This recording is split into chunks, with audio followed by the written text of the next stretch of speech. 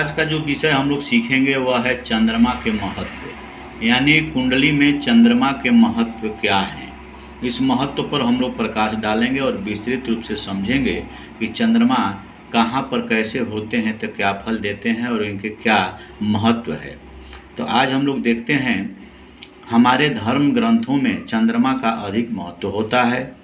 चंद्रमा जिस राशि में होते हैं उसके अलग अलग फल होते हैं। चंद्रमा जिस राशि में होते हैं वही राशि जातक की जन्म राशि भी होती है, चंद्र राशि भी कहलाती है। चंद्रमा एक शुभ ग्रह है, ये अर्थात चंद्रमा मन के कारक ग्रह कहे गए हैं। इनकी मानसिक स्थिति के लिए कारक भी कहे गए हैं। ये मनोबल, यात्रा, सुख शांति, ऐश्वर्य, रक्त आदि के कारक कहे गए हैं। इनका आकार प्रकार तो बहुत छोटा है परंतु तीव्रगामी है। ये बहुत तेज गति से चलते हैं। ये एक राशि परिवर्तन में लगभग 2.25 दिन का समय लेते हैं। जन्म के समय चंद्रमा जिस राशि में होते हैं वही व्यक्ति का जन्म राशि कहलाती है। यह पृथ्वी से सबसे नज़दीक ग्रह है। चंद्रमा का कुंडली में भी बहुत बड़ा महत्व है। कुंडली में इनकी बड़ी भूमिका है।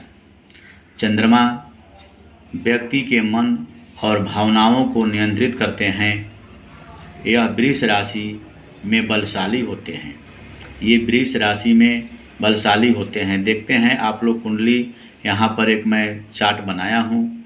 इसमें 12 भाव हैं, 12 राशि इसमें बैठाया गया है।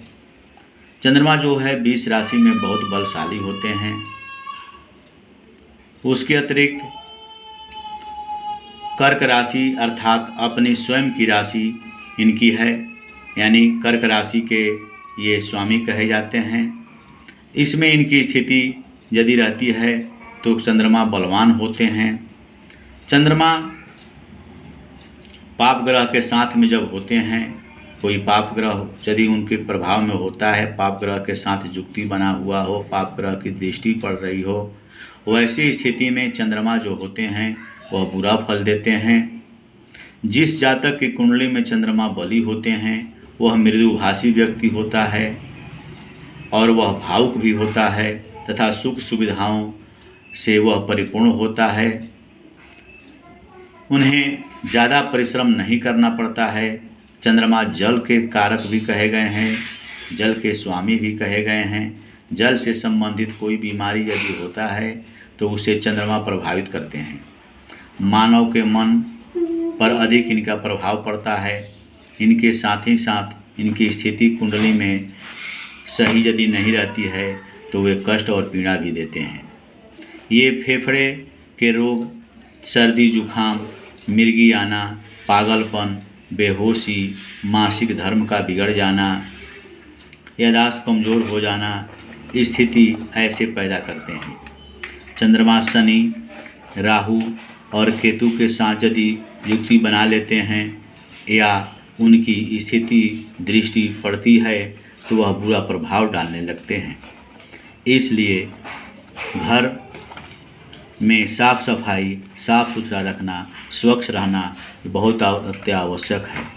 ऐसी स्थिति में यदि हम नहीं करते हैं, घर में कहीं मान लीजिए पानी है तो पानी के स्थान को आप साफ रखें ताकि वहाँ पर संक्रामक रोग न फैल पाए। इसलिए कि जल के कारक चंद्रमा कहे गए हैं। इनसे हमें बचने के लिए अन्य तरीका, मुख्य रूप से संक्रामक रोग से बचने के लिए हमें साफ सुथरा की आवश्यकता बहुत अधिक है। चंद्रमा के बारे में हम लोगों ने आज महत्व को समझा। ये कुंडली में यहाँ पर यदि अपने स्वगृही हों, अपने घर में हों, यानी कर्क राशि में हो तो अच्छे फल देते हैं। उच्च ग्रह में, उच्च राशि के साथ में हो, वृष राशि के साथ में हो तो इनका अच्छा फल होता है, उच्च कहे जाते हैं। तथा कहीं मित्र के घर में होते हैं तो अच्छे फल देते हैं। इत्यादि इत्यादि बातें हैं जो चंद्रमा का कुंडली में बहुत महत्व भूमिका बनाए रखता है। साथियों, वीडियो अच्छा लगता हो तो लाइक, शेयर तथा सब्सक्राइब अवश्य करेंगे। धन्यवाद।